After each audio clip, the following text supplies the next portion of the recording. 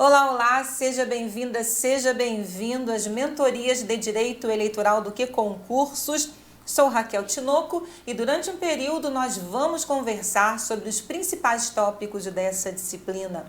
Para muitos, estudar Direito Eleitoral não é uma tarefa fácil, principalmente para aquele que está tendo o seu primeiro contato com a disciplina. E isso se deve ao fato da grande dificuldade de como começar a estudar Direito Eleitoral. Que roteiro eu devo seguir, já que você não vai estudar apenas o Código Eleitoral. Você precisa estudar o Código Eleitoral e outras leis eleitorais, além da principal norma, que é a Constituição da República. Então, para organizar o seu estudo, e essa mentoria tem como principal objetivo trazer para você os principais tópicos abordados em prova e também facilitar a organização do seu estudo em Direito Eleitoral. Então, para isso, eu trouxe um roteiro de estudo de Direito Eleitoral. Então, você começa por esse roteiro e à medida que você vai avançando nesse conteúdo, você vai acrescentando outros conteúdos dessas normas. Por quê? Porque você precisa ter uma linha de raciocínio em Direito Eleitoral para que essa disciplina se torne uma disciplina do seu dia a dia, uma disciplina de fácil assimilação. Então, vem comigo, já compartilho a tela com você. Nosso primeiro tópico nessa primeira mentoria é justamente esse roteiro de estudo. Veja, Constituição da República é lógico, não dá para estudar Direito Eleitoral sem falar de Constituição da República. Então, tudo começa por ela. Tudo começa por ela. E como hoje nós estamos falando de organização da justiça eleitoral, é lógico que os principais artigos relacionados a essa organização estão aqui, do 118 ao 121, mas você ainda tem vários dispositivos constitucionais que se referem ao direito eleitoral, como o próprio artigo 1º, falando da República, forma de governo, regime de governo, certo? Falando da democracia representativa, do exercício da democracia direta e da democracia indireta no Brasil. Você tem o artigo 12 que fala da nacionalidade e você tem artigos 14 ao 17, onde estão os direitos políticos e também partidos políticos. Artigo 96 e 99, veja, 96 e 99, traz a estrutura geral do Poder Judiciário brasileiro. Então, dispositivos mais importantes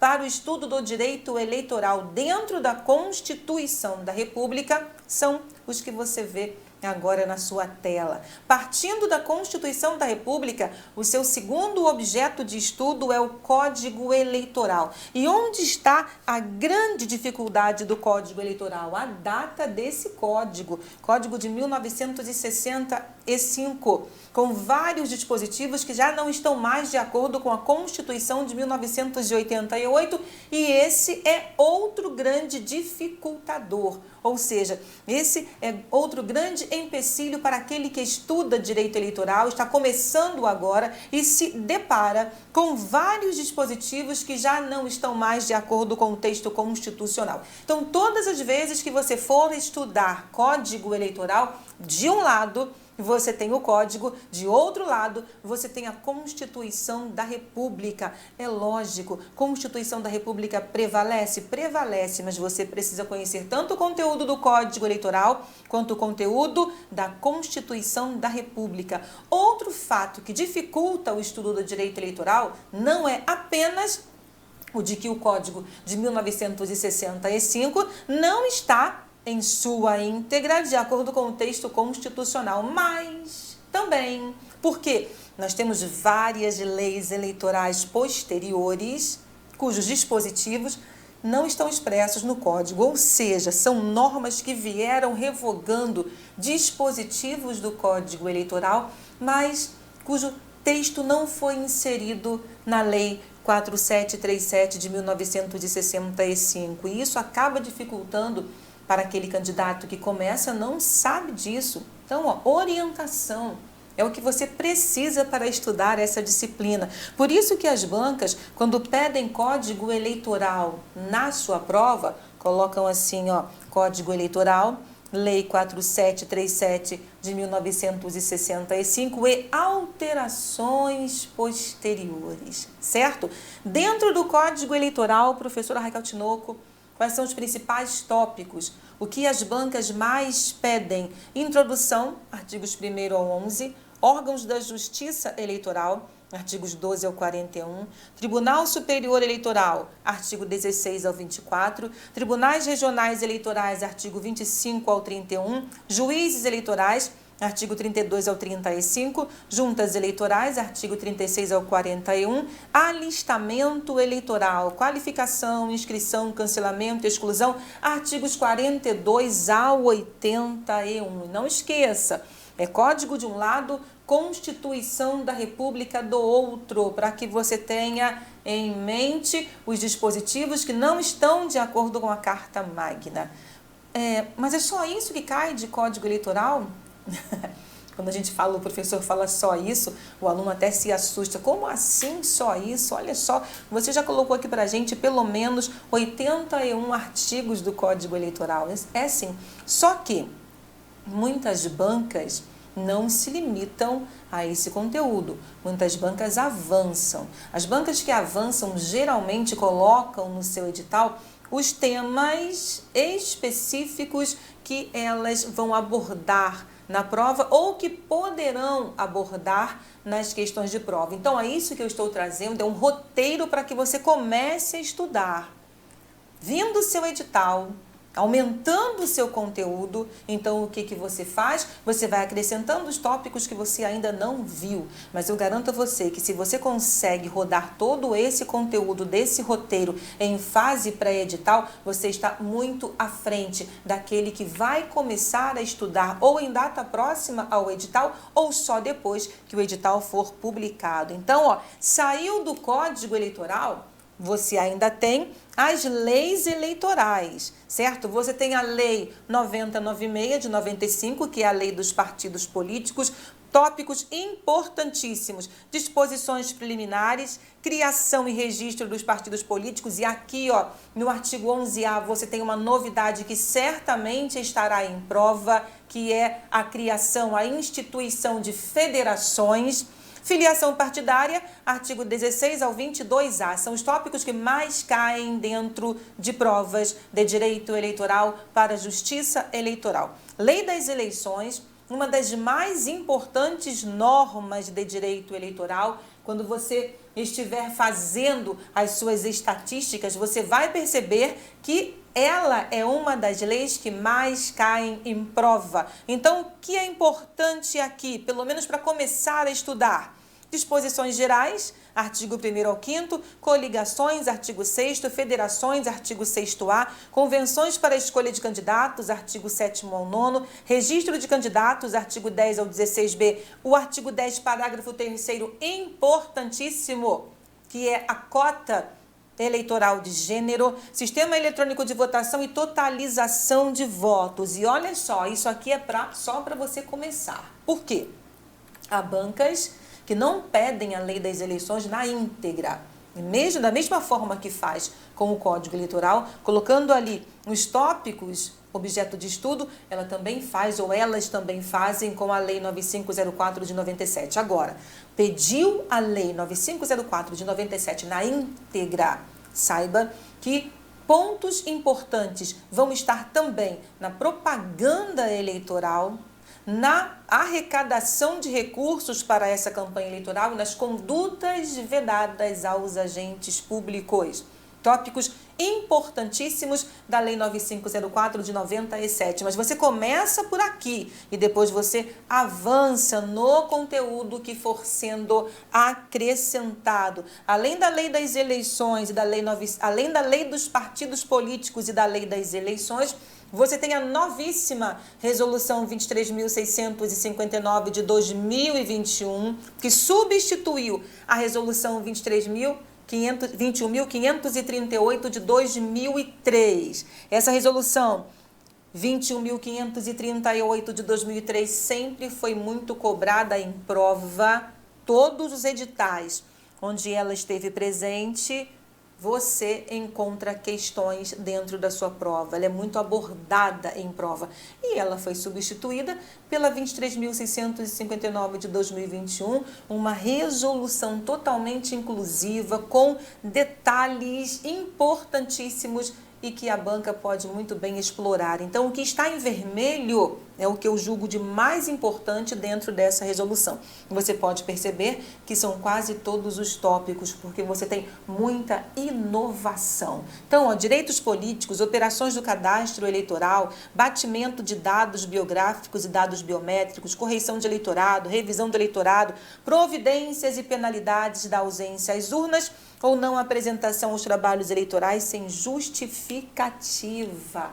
A resolução 23.659 de 2021, ela manteve o processamento eletrônico de dados que foi implementado em 1985 no âmbito da Justiça Eleitoral, e ela trouxe vários dispositivos relacionados ao princípio da igualdade ou ao princípio da isonomia eleitoral. Igualdade de gênero, igualdade no exercício de direitos políticos para as pessoas com deficiência, para os indígenas. Então, ela veio regulamentando o exercício de direitos políticos por grupos minoritários, assegurando que esses grupos o exerçam em igualdade de condições, ou os exerçam em igualdade de condições. Só isso que cai? Olha aí de novo a professora falando só isso para quem olha e fala assim, meu Deus, quanta coisa, certo? Não, as bancas podem acrescentar outras leis eleitorais, como por exemplo, a Lei 6091 de 1974, que trata do transporte e alimentação no dia da eleição em zona rural. Ela pode também acrescentar as súmulas do Tribunal Superior Eleitoral. Hoje nós temos 71 súmulas publicadas, algumas, lógico, já canceladas, outras plenamente em vigor. Mas isso você vai acrescentando ao seu estudo à medida que você for rodando esse conteúdo. Então, esse é um roteiro inicial para que você possa estudar direito eleitoral. Como eu disse, hoje nós vamos falar sobre organização da justiça eleitoral. Não dá para querer ser um servidor da justiça eleitoral sem conhecer a estrutura desse ramo do Poder Judiciário da União tão peculiar. Isso mesmo, tão peculiar, tão sui generis. A justiça eleitoral é peculiar. A justiça eleitoral é sui generis, ela é singular, ou seja, ela é diferente de outros ramos do Poder Judiciário, principalmente na sua organização. Exatamente. Então, nós vamos conhecer agora a organização dessa justiça e os principais tópicos, o que as bancas gostam de perguntar sobre justiça eleitoral. Então, vem comigo, vamos começar com o nosso conteúdo. Justiça eleitoral. Eu sempre coloco para você, e essa é uma outra sugestão, as definições do glossário do TSE. Isso está disponível no site do Tribunal Superior Eleitoral, você pode acessar e você tem ali uma espécie de dicionário de termos eleitorais. Então, para o TSE, a Justiça Eleitoral é ramo do Poder Judiciário, composto pelo Tribunal Superior Eleitoral, pelos tribunais regionais eleitorais, pelos juízes eleitorais e pelas juntas eleitorais. É justiça especializada, ou seja, ela somente se manifesta em matéria eleitoral e trata de assuntos ligados ao alistamento, processo eleitoral, eleições, apuração de votos, expedição de diplomas aos eleitos, aos partidos políticos e aos crimes eleitorais, além de tratar ou ter competência para o processo e julgamento de arguições de inelegibilidade, dentre outras questões. O que você também vê muito explorado em provas da justiça eleitoral é o seu conjunto de competências e atribuições. Então, não basta conhecer apenas a organização, não basta conhecer apenas a estrutura, você também precisa conhecer o seu conjunto de competências e atribuições. Por que competências e atribuições, professora? Porque, embora órgão do Poder Judiciário que exerça tipicamente a jurisdição, ela também exerce atividade administrativa fundamentada em sua autonomia constitucional. Onde está a Justiça Eleitoral dentro da estrutura do Poder Judiciário brasileiro? Vamos conferir onde está a Justiça Eleitoral dentro da estrutura do Poder Judiciário brasileiro. Então, o que você vê na tela são os órgãos do Poder Judiciário no Brasil. E esses órgãos estão elencados no artigo 92 da Constituição Federal. São órgãos do Poder Judiciário, o Supremo Tribunal Federal, o Conselho Nacional de Justiça, os tribunais superiores, os tribunais de justiça dos estados e do Distrito Federal e os tribunais regionais, certo? Além da Justiça Militar da União. Então, essa é a estrutura orgânica do Poder Judiciário no Brasil. E a Justiça Eleitoral está aqui com seus respectivos órgãos dentro da estrutura de justiça especializada. A divisão aqui se faz em justiça comum, estadual, distrital, federal e justiça especializada da União. Logo, Justiça Eleitoral é um ramo do Poder Judiciário da União especializado em matéria eleitoral. São os seus órgãos: o Tribunal Superior Eleitoral, os tribunais regionais eleitorais, os juízes e as juntas eleitorais. E uma das peculiaridades dessa justiça eleitoral é o seu conjunto de funções. Certo? É o conjunto de funções. Ora, ela é órgão do Poder Judiciário, certíssimo. A sua atividade típica é a jurisdicional, certíssimo. Processar e julgar, né? Decidir conflitos em matéria eleitoral, julgar ações eleitorais, julgar recursos eleitorais, mas ela também exerce função administrativa, ela também exerce função consultiva e função normativa, conferindo o texto que fala da Justiça Eleitoral e da sua estrutura orgânica. Vamos lá. Artigo 118 da Constituição da República é o artigo que enumera os órgãos da Justiça Eleitoral. Mas, veja só o que diz o artigo 121. Lei complementar disporá sobre a organização e competência dos tribunais, dos juízes de direito e das juntas eleitorais. Então, lembra, eu já falei para você, quando falávamos do roteiro de direito eleitoral, que quando você procura a estrutura da justiça eleitoral dentro da Constituição, você tem os grupos de artigos entre o 118 ao 121, certo? Mas a organização da justiça eleitoral, ela não se esgota no texto constitucional, muito pelo contrário. Diferentemente do que acontece, por exemplo, para o STF, para o STJ, para a própria Justiça Federal, onde a Constituição traçou detalhes sobre competências e atribuições, para a Justiça Eleitoral não acontece a mesma coisa. A Constituição traz a estrutura, mas ela delega à norma infraconstitucional o regulamentar a organização e a competência da Justiça Eleitoral. Ah, então quer dizer, professora, que hoje nós temos uma lei complementar que regulamenta a organização e competência da Justiça Eleitoral? Não, nós não temos. Nós não temos essa lei complementar. Embora haja aqui a determinação constitucional, a lei que traz organização e competência da Justiça Eleitoral hoje é o Código Eleitoral. É uma lei ordinária.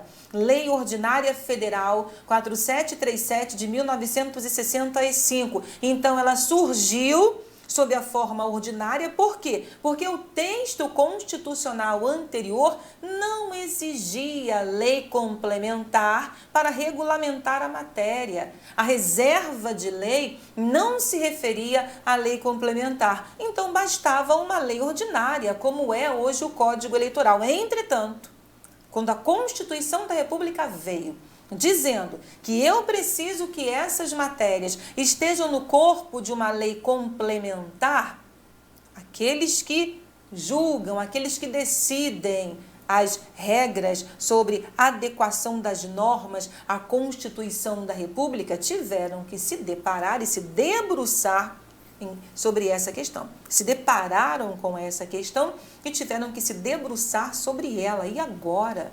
A gente não tem uma lei complementar, poder legislativo. A gente faz o que com o Código Eleitoral? Ah, peraí, vamos fazer o seguinte?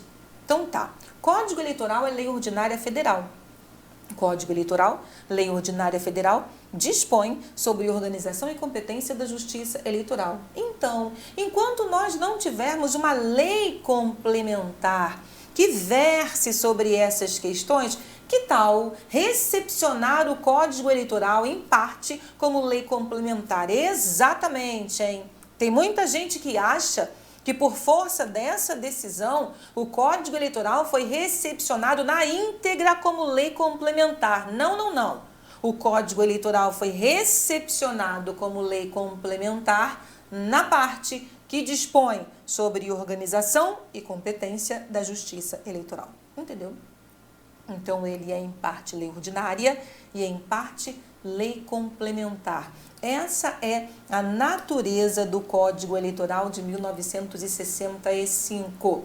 Como eu disse a você, a singularidade da Justiça Eleitoral está também no exercício de funções atípicas. Então, a Justiça Eleitoral tem a função jurisdicional, que é a sua função típica, e tem suas funções atípicas. Função jurisdicional, inércia da jurisdição, processo e julgamento de ações, julgamento de recursos, solução de conflitos, função administrativa.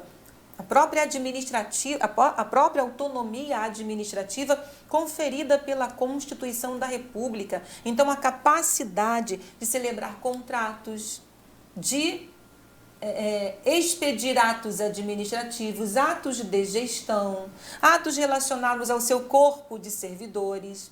Então, isso é atividade administrativa. E o Código Eleitoral elenca um rol de atribuições para os órgãos da Justiça Eleitoral. Então, ele tem competência, atividade jurisdicional e atividade administrativa privativa para o TSE, para os TREs, para os juízes e juntas eleitorais. Além da função jurisdicional e administrativa, a Justiça Eleitoral, de forma peculiar, exerce função normativa, expedindo instruções para regulamentar a matéria eleitoral já prevista em lei.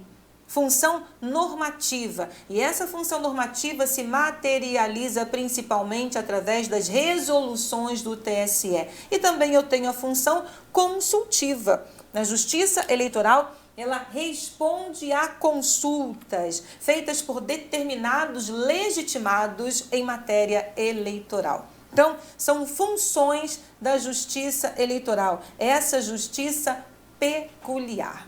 Você já sabe quais são os órgãos da Justiça Eleitoral: Tribunal Superior Eleitoral, Tribunais Regionais Eleitorais, juízes e juntas eleitorais. Como estamos tratando de órgãos do Poder Judiciário, trabalhamos através de instâncias jurisdicionais. Então, juízes e juntas eleitorais compõem a primeira instância jurisdicional eleitoral. Tribunais Regionais Eleitorais, segunda instância jurisdicional eleitoral. Tribunal Superior Eleitoral, instância superior. Essa é a composição dos órgãos da Justiça Eleitoral. E veja só, existe aqui um princípio importantíssimo, que é o denominado princípio da não supressão de instâncias. Eu não posso pular instâncias jurisdicionais. Não posso. Então, contra as decisões de juízes e juntas eleitorais, cabe recurso ao TRE. Contra as decisões do TRE, cabe recurso ao TSE. Eu não posso sair do TRE, em grau de recurso, diretamente para o STF. Isso é vedado. haveria supressão de instância, supressão da instância superior, que seria o TSE. Então, é vedada a supressão de instâncias.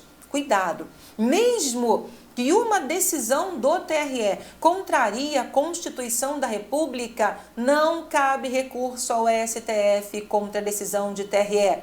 Só cabe recurso ao STF contra a decisão do TSE.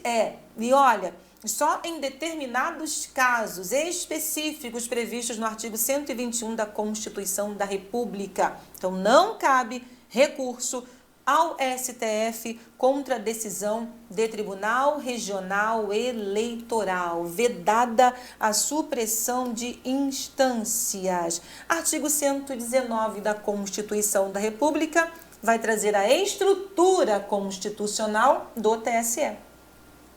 O Tribunal Superior Eleitoral compor-se-á, no mínimo, de 7 membros, escolhidos mediante eleição pelo voto secreto, 3 juízes, ou seja, escolhidos mediante eleição pelo voto secreto do STF, quando diz respeito aos 3 juízes dentre os ministros do STF, voto secreto do STJ, quando diz respeito aos 2 juízes dentre os ministros do STJ, por nomeação do presidente da República, de 2 juízes, dentre 6 advogados de notável saber jurídico e idoneidade moral, indicados pelo Supremo Tribunal Federal.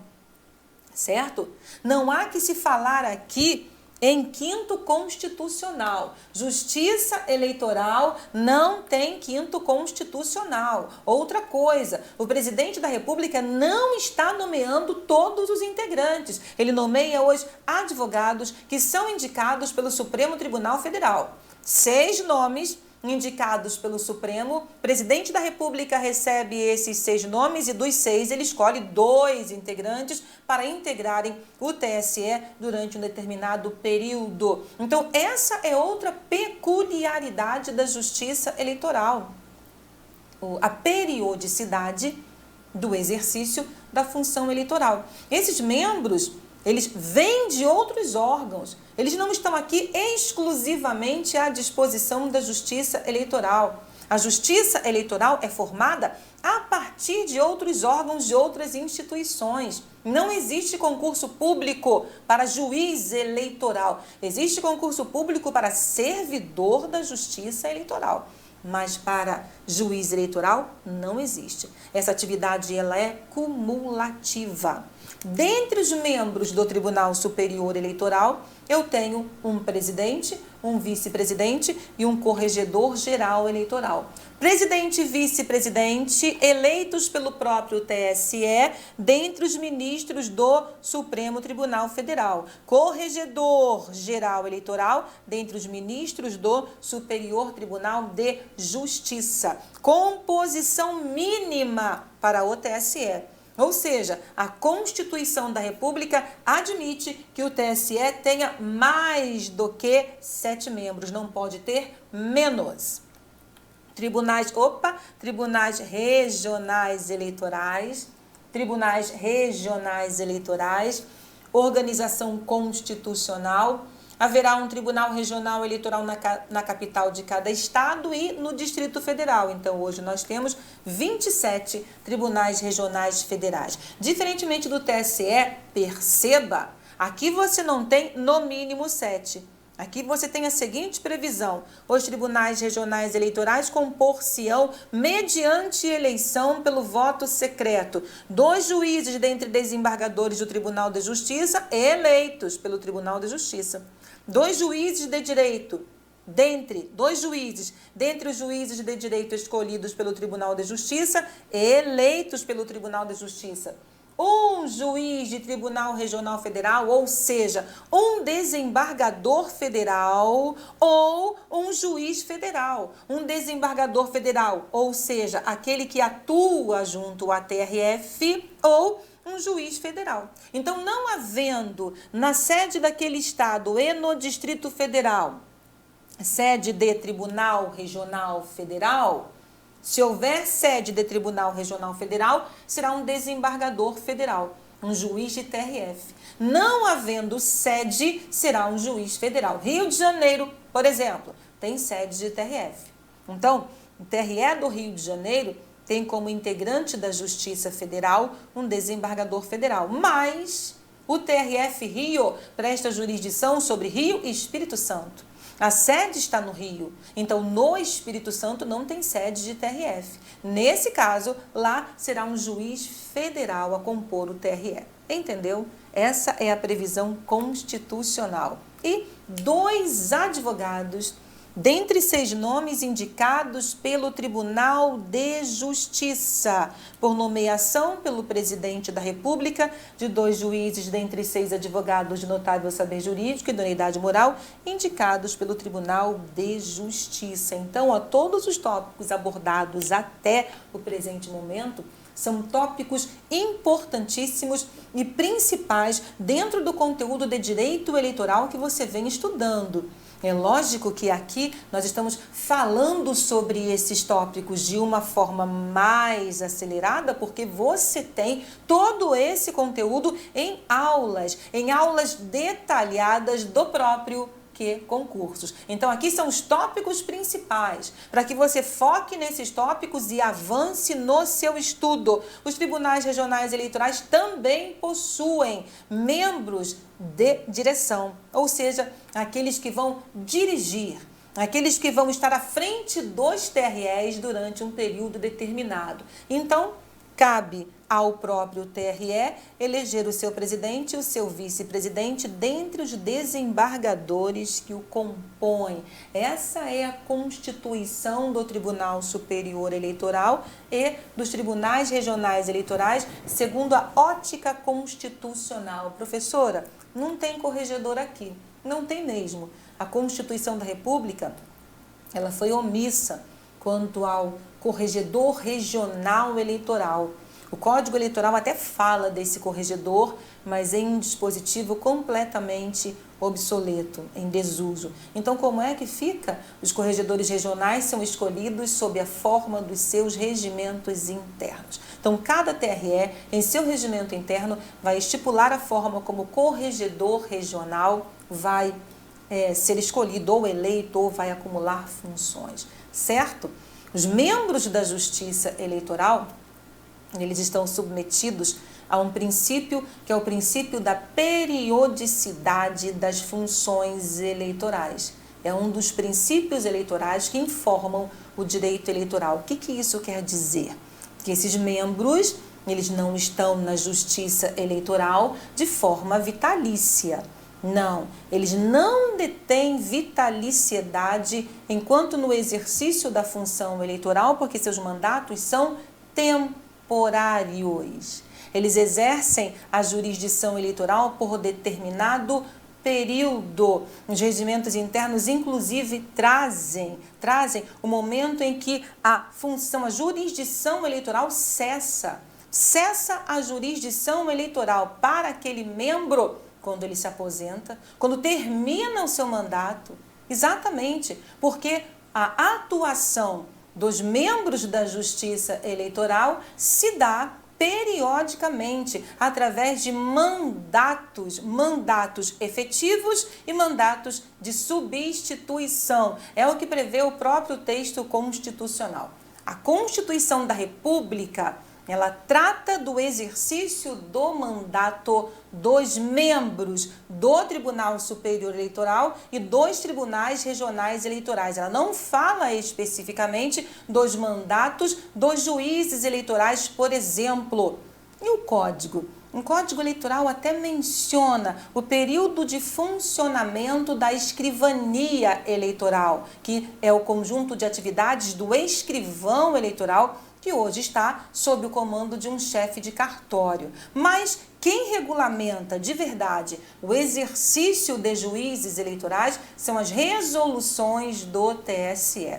Então, a Constituição, ela se preocupou em traçar o tempo de mandato dos ministros da Justiça Eleitoral e dos desembargadores eleitorais. Então, vamos lá? Mandato dos membros da Justiça Eleitoral.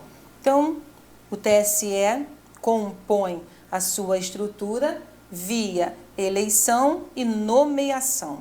Os tribunais regionais eleitorais compõem a sua estrutura via eleição, escolha e nomeação. TSE, escolha dos ministros, TSE, eleição dos ministros do STF, dos ministros do STJ, nomeação dos advogados. TRE, eleição dos membros da Justiça Comum, dos desembargadores e juízes de direito, escolha do membro da Justiça Federal e nomeação dos advogados. Os juízes eleitorais exercem a jurisdição eleitoral via designação e os membros das juntas eleitorais via nomeação. Juízes, designação, membros de junta, nomeação. Vamos lá. Tribunal Superior Eleitoral, para que eu possa demonstrar o que está no quadro anterior. Tribunal Superior Eleitoral, 3 ministros do STF, 2 ministros do STJ, eleitos pelo Tribunal de Origem em votação secreta.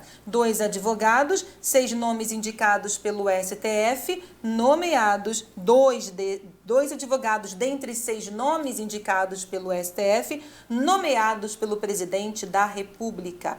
TRE, 2 desembargadores do Tribunal de Justiça Local, 2 juízes de direito do Tribunal de Justiça Local, eleitos pelo Tribunal de Justiça de Origem em votação secreta. 1 juiz de Tribunal Regional Federal ou juiz federal, escolhido pelo TRF daquela região. 2 advogados, dentre 6 nomes indicados pelo Tribunal de Justiça de Origem, ou seja, o Tribunal de Justiça daquela jurisdição, daquela circunscrição, nomeados pelo Presidente da República. Princípio da periodicidade da investidura das funções eleitorais está fundamentado no artigo 121, parágrafo 2º da Constituição. Os juízes dos tribunais eleitorais, salvo motivo justificado, servirão por 2 anos no mínimo e nunca por mais de 2 biênios consecutivos. Ou seja, os membros efetivos terão mandato de 2 anos, no mínimo, poderão ser conduzidos por mais 2 anos consecutivos, mas nunca poderão permanecer por mais de 4 anos consecutivos, certo? Ou seja, por mais de 2 biênios consecutivos. Então, o cômputo desse mandato é outro tópico importantíssimo dentro do estudo de direito eleitoral para as suas questões de prova. Os membros, quem são os membros nesse caso? Os juízes de tribunais, volto aqui para que você assimile o texto constitucional. Os juízes dos tribunais eleitorais, eu estou falando de TSE e de TRE. Os juízes de tribunais eleitorais, os ministros eleitorais, os ministros do TSE e os desembargadores dos TREs servirão ou exercerão função eleitoral, exercerão jurisdição eleitoral por 2 anos no mínimo e nunca por mais de 2 biênios consecutivos. Servirão por 2 anos no mínimo, salvo motivo justificado, é porque eles podem alegar o motivo justo para se afastarem antes de completados os 2 primeiros anos. Mas eles não têm nenhuma autorização constitucional para alegar um motivo justo para permanecer depois de 2 biênios consecutivos. Veja, de novo, os juízes dos tribunais eleitorais, salvo motivo justificado, servirão por 2 anos no mínimo. Então, esse motivo justificado é para se afastar antes do primeiro período de 2 anos. Mas eles não podem ficar nunca por mais de 2 biênios consecutivos. Então, no máximo, 4 anos consecutivos. Mandato do substituto. Os substitutos, segundo o Código Eleitoral, são escolhidos na mesma ocasião, pelo mesmo processo, em número igual para cada categoria. Então, eu tenho mandato efetivo e mandato de substituto.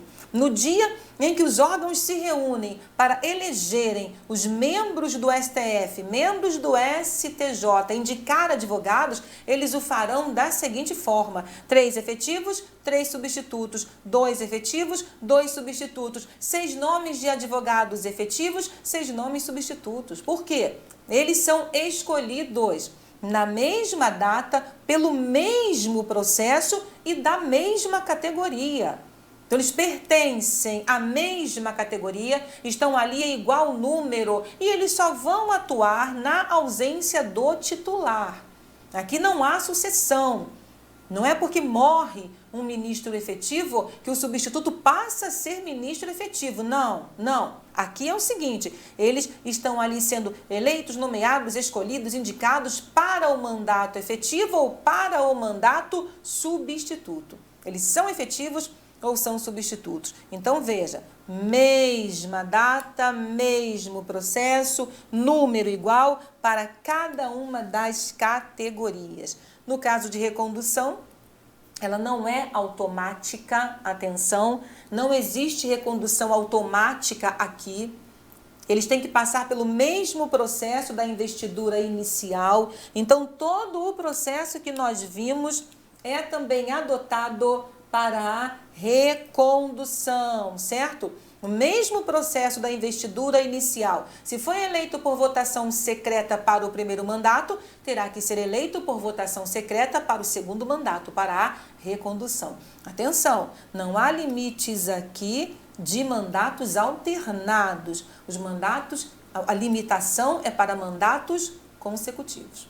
Como é que esses mandatos são computados? Eles são computados ininterruptamente. Mesmo que aquele juiz tire férias, essas férias não interrompem o cômputo do mandato. O mandato continua sendo computado, mesmo com ele de férias. Tirou uma licença, isso não interrompe, isso não suspende a contagem desse mandato. Então, o mandato é contado de forma ininterrupta. Veja, os biênios são contados ininterruptamente, sem o desconto de qualquer afastamento, nem mesmo decorrente de licença, férias ou licença especial. Isso é regra, porque eu tenho uma exceção. Então, a regra é, se afastou por licença, se afastou por férias, não interessa.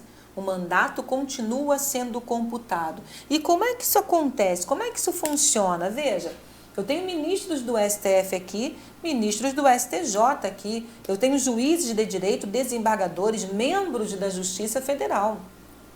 Então, esses magistrados, ao se afastarem nos seus órgãos de origem, automaticamente são afastados da Justiça Eleitoral. É a regra.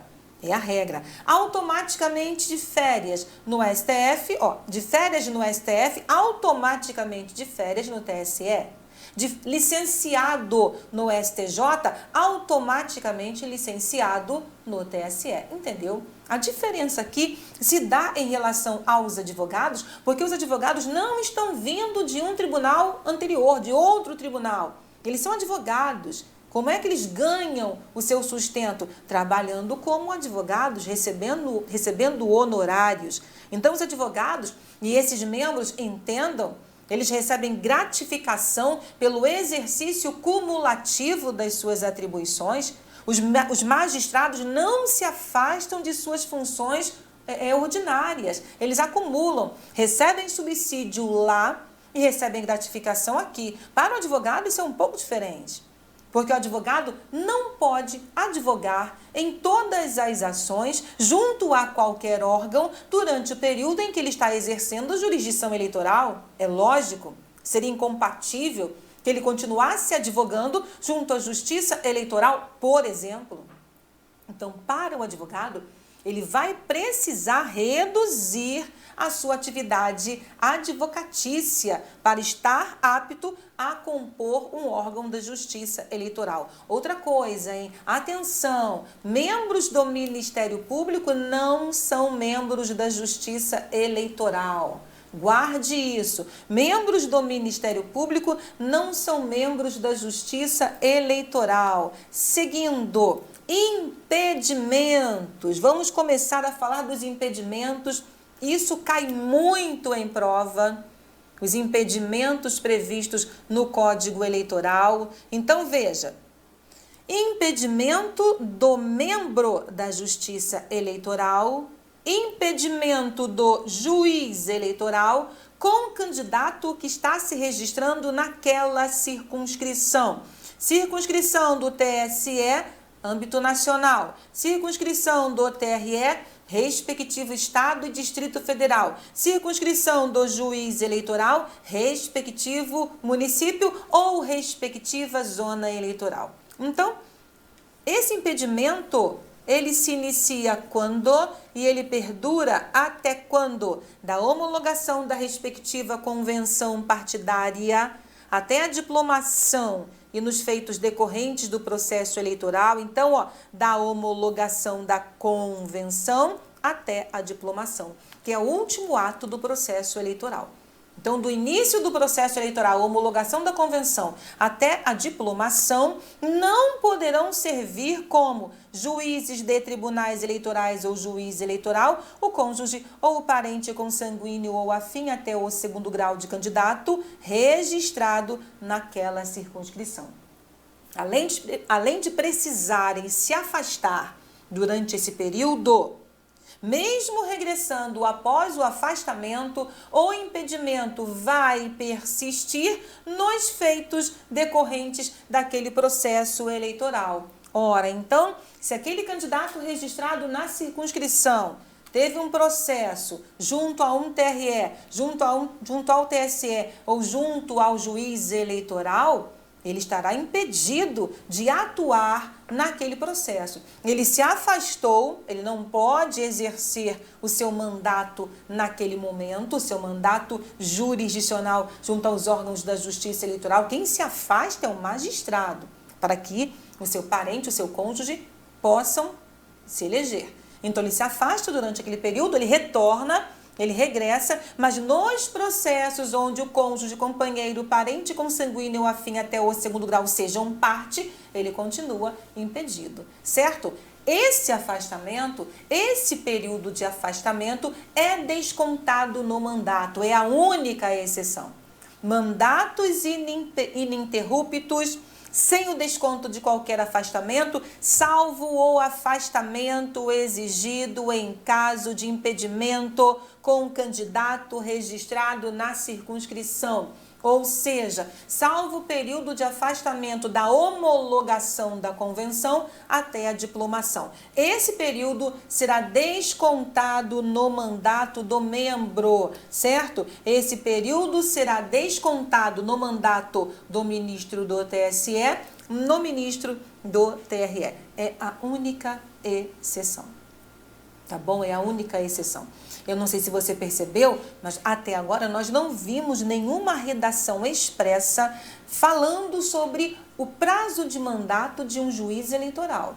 Apenas de juízes do TSE, juízes do TRE. Primeiro impedimento, então, cônjuge, companheiro, parente consanguíneo ou afim de candidato registrado naquela circunscrição. Segundo impedimento previsto no Código Eleitoral, impedimento até o quarto grau. O impedimento até o quarto grau se verifica entre os membros, entre si, de membro para membro. Não podem fazer parte do Tribunal Superior Eleitoral cidadãos que tenham entre si parentesco, ainda que por afinidade, até o quarto grau. Nesse caso, exclui-se aquele que foi escolhido por último. Exclusão do que foi escolhido por último. Impedimento até o segundo grau com o candidato, impedimento até o quarto grau entre si. Cuidado para você não confundir, certo? Esses impedimentos adoram estar em prova, inclusive em situações hipotéticas que a banca elabora para você. Além dos impedimentos, eu tenho as incompatibilidades previstas aos advogados. Isso mesmo. Por que eu não atribuo essas incompatibilidades aos magistrados? Porque os magistrados já verificaram, já comprovaram, ou melhor, já foram verificados, já houve a comprovação de que não há qualquer incompatibilidade. Só que no momento do concurso, não é? No momento em que eles ingressaram pelo 5º Constitucional, no momento em que eles ingressaram pelo 3º Constitucional no STJ, pelo 5º Constitucional nos Tribunais de Justiça, quando fizeram ali as suas promoções por antiguidade e merecimento. Então, toda essa incompatibilidade na realidade, ela foi verificada em relação aos magistrados quando do ingresso no órgão de origem, seja por concurso público, seja por nomeação, seja pela via do 5º ou do 3º Constitucional. Entendeu? Certo? STJ, 3º Constitucional. STF não tem 5º Constitucional. Então, eles são sabatinados e nomeados. Então, toda essa incompatibilidade é verificada nesse momento, certo? Magistrados de tribunais de justiça, magistrados da Justiça Federal, concurso público, e ingresso, acesso pelo 5º Constitucional. Então, para os magistrados, não há que se falar em incompatibilidade, mas para os advogados, sim. Então, advogado que tenha cargo público demissível ad nutum, cargo em comissão de livre nomeação e exoneração, advogado que seja diretor, proprietário ou sócio de empresa beneficiada com subvenção, privilégio, isenção ou favor em virtude de contrato com a administração pública, atenção, não é qualquer contrato, preste atenção, diretor, proprietário ou sócio de empresa beneficiada com subvenção, privilégio, isenção ou favor em virtude de contrato com a administração pública. Então, não é qualquer situação contratual, certo? Ou que exerça mandato de caráter político, federal, estadual ou municipal. O que as bancas fazem aqui? As bancas criam situações hipotéticas para perguntar a você se aquela hipótese é uma hipótese de incompatibilidade em relação àqueles membros, certo? Se eles podem ou não ingressar diante daquela situação hipotética. Então, você viu o cômputo do mandato, você viu o impedimento para todos. Os impedimentos, eles estão relacionados a todos os membros, inclusive juízes eleitorais, no que diz respeito ao impedimento até o 2º grau. E a incompatibilidade, ela é para os advogados. Toma cuidado com isso. Como a banca aborda isso em prova, criando situações hipotéticas ou trazendo texto literal. Além disso, o Código Eleitoral fala sobre afastamentos que são automáticos ou mediante requerimento. Então, geralmente, como eu disse a você, afastados dos órgãos de origem, os magistrados, serão afastados automaticamente da Justiça Eleitoral. O advogado precisa requerer. Mas existem afastamentos que vão coincidir com datas que são muito importantes e prioritárias para a Justiça Eleitoral. Por exemplo, a própria data da votação e da apuração. Ora, esses magistrados só podem se afastar de suas funções eleitorais nesse período se fizerem requerimento e se forem autorizados. Nesse caso, o afastamento não será automático, tudo bem? Então, essa é a diferença entre afastamento automático e requerimento, requerer um afastamento. A Justiça Eleitoral, ou seja, os membros da Justiça Eleitoral precisam observar essas regras do Código Eleitoral. Então, além dessa organização, além da função eleitoral, além do princípio da periodicidade do exercício da função eleitoral, a Constituição da República atribui garantias àqueles que vão atuar no exercício da função jurisdicional eleitoral por determinado tempo. E a garantia expressa no texto é a inamovibilidade. Eles são inamovíveis. Quem é inamovível? Quem é inamovível? Todos aqueles que exercem função eleitoral. Veja, artigo 121, parágrafo 1º da Constituição. Os membros dos tribunais, TSE, TRE, os juízes de direito e os membros das juntas eleitorais, no exercício de suas funções e no que lhes for aplicável, gozarão de plenas garantias e serão inamovíveis. Inamovíveis, sim. Vitalícios, não. A vitaliciedade é afastada pelo próprio tempo do mandato. A vitaliciedade ela é afastada pela própria previsão do mandato. O mandato não é de 2 anos? Então, ele não pode ficar por mais 2 anos consecutivos? Sim. Então, não há que se falar em vitaliciedade.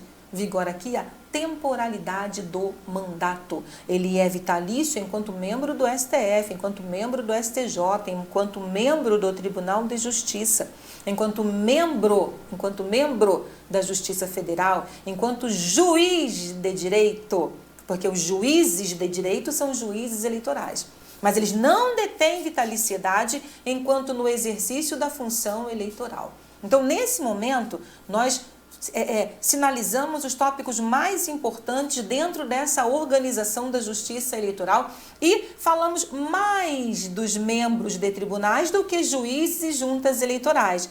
Mas o Código Eleitoral, ele fala dessas 2 outras autoridades, desses 2 outros órgãos. Juiz eleitoral é órgão. Junta eleitoral é órgão da justiça eleitoral. Juiz eleitoral é juiz de direito. Quem é o juiz de direito, professora? É o juiz estadual.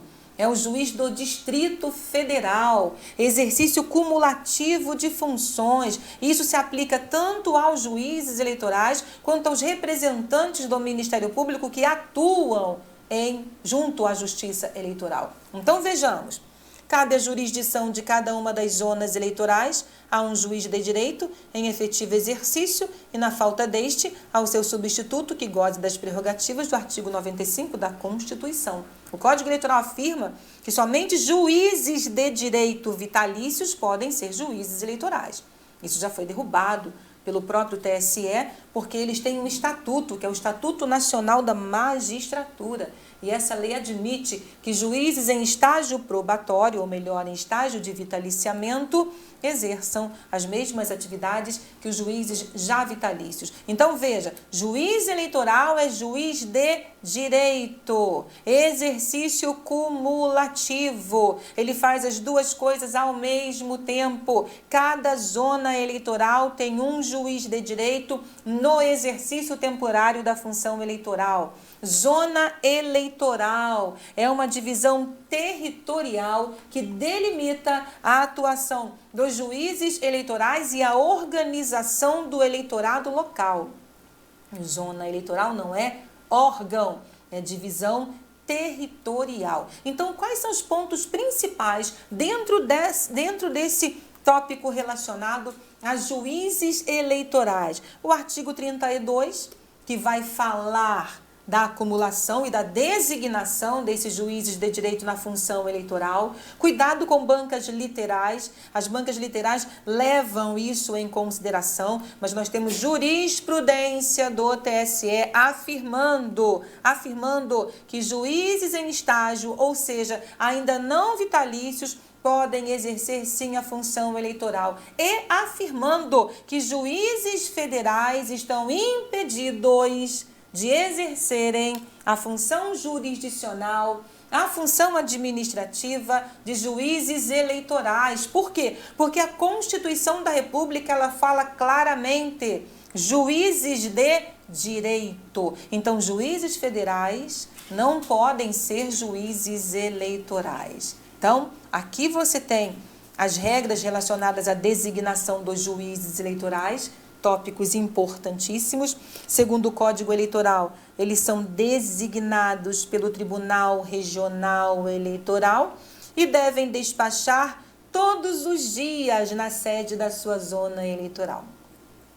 De todos os órgãos da Justiça Eleitoral, os preferidos das bancas dizem respeito às juntas eleitorais. Então, de todos os órgãos da Justiça Eleitoral, o preferido das bancas é a junta eleitoral. Por quê? Por causa da sua composição sui generis e de todos os detalhes que envolvem essas juntas eleitorais, a composição, a organização dessas juntas eleitorais. As juntas eleitorais, órgãos colegiados de primeira instância, porque o TSE é um órgão colegiado, formado por no mínimo 7 membros.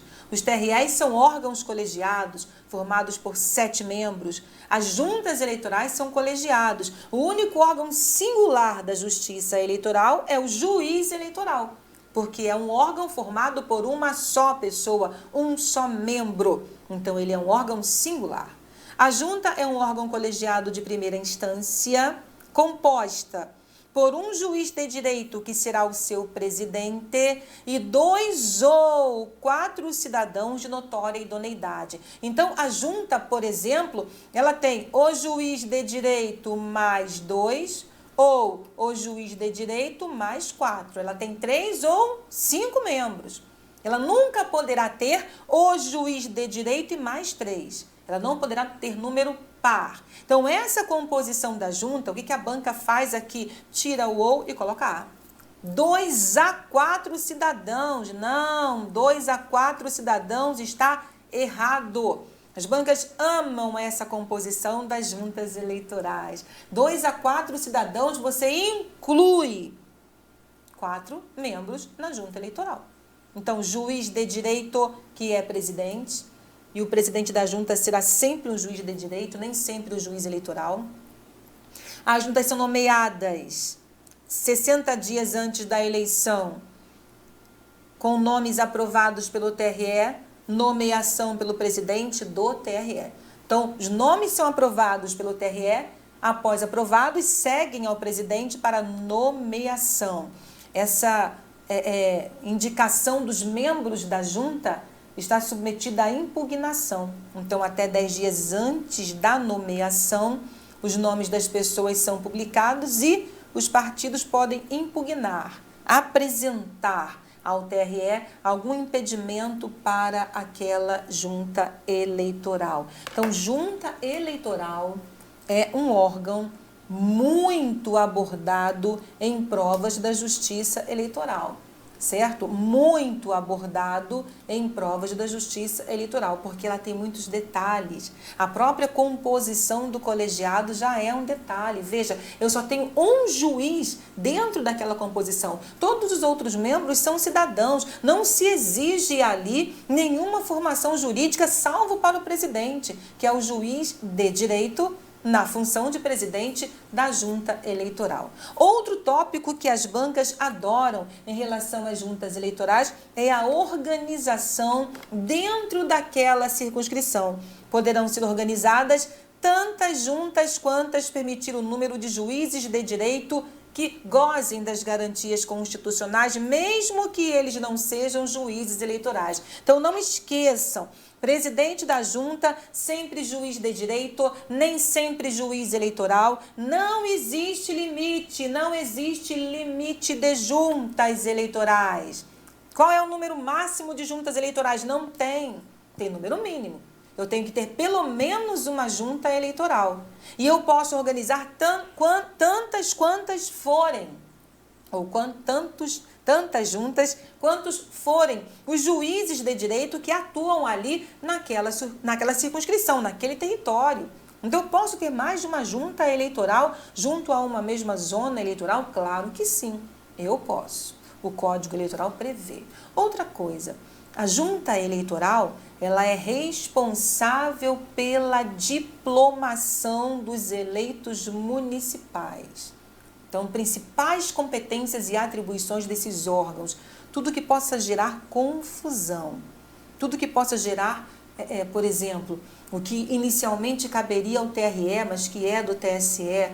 Então, você pensa que juízes eleitorais, eles são responsáveis pelas ações ligadas ao registro de candidatura. Mas quando chega na fase de apuração, esse juiz eleitoral, que é um órgão singular, passa a compor uma junta eleitoral para apurar e para diplomar. Mas, professora, e se eu tiver mais de uma junta eleitoral naquela circunscrição? Parágrafo único do artigo 40. Nas zonas em que houver de ser organizada mais de uma junta, ou quando estiver vago o cargo de juiz eleitoral ou este estiver impedido, o presidente do tribunal, com a aprovação deste, designará juízes de direito da mesma ou de outras comarcas. Na realidade, aqui é o parágrafo único do 37 para fundamentar a possibilidade de eu ter ali mais de uma junta eleitoral junto àquela zona. Aqui está. 40, parágrafo único. Nos municípios onde houver mais de uma junta eleitoral, a expedição dos diplomas será feita pela junta que for presidida pelo juiz eleitoral mais antigo. Junta que for presidida pelo juiz eleitoral mais antigo. Antiguidade aqui não é a idade, é o tempo de exercício como juiz eleitoral, certo? Então, sobre organização da justiça eleitoral, esses são os tópicos mais importantes. Além dessa organização, fique atento, fique atenta às competências e atribuições desses órgãos. Também são tópicos amplamente explorados nas provas de direito eleitoral. Tudo bem? Então, até nosso próximo encontro.